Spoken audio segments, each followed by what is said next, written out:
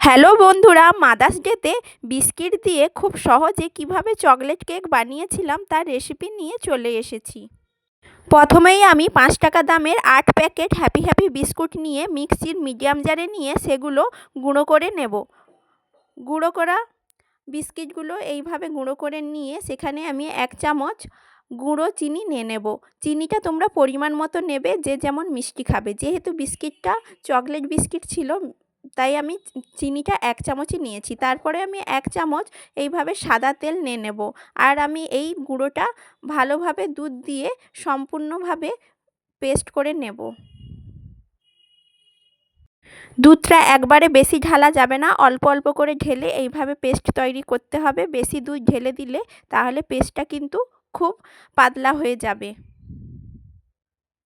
পেস্টটা খুব সুন্দরভাবে রেডি হয়ে গেলে এইভাবে 1 চামচ আমি ইনো মিক্স করে নেব।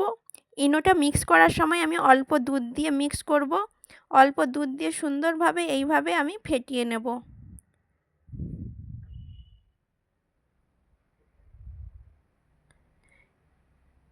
ইনো দিয়ে ফেটানোর পর পেস্টটা কিন্তু সুন্দরভাবে এইভাবে তৈরি হয়ে যাবে। আর পেস্টটা কিন্তু না হবে খুব বেশি পাতলা, না হবে খুব গাঢ়।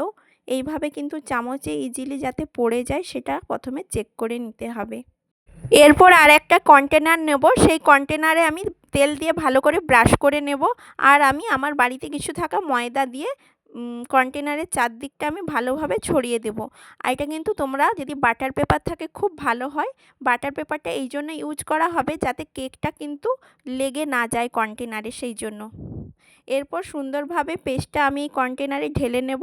তারপর আমি এই কেকটা ডেকোরেট করে নেব। ডেকোরেট করার জন্য আমার বাড়িতে থাকা কিছু কাজু, কিশমিশ আর আমন্ড ছিল, সেগুলো সুন্দর করে আমি ছোটো ছোটো করে কেটে এইভাবে ডেকোরেশন করে নিয়েছি। এরপর পেস্টের কন্টেনারটা প্রেসার কুকারের মধ্যে এইভাবে রেখে দেব। আর প্রেসার কুকারটা আমি লো ফ্লেমে 10 মিনিট আগে কিন্তু প্রিহিট করে নিয়েছিলাম। তারপরে আমি প্রেসার কুকারটা ঢাকনা দিয়ে আটকে দেব।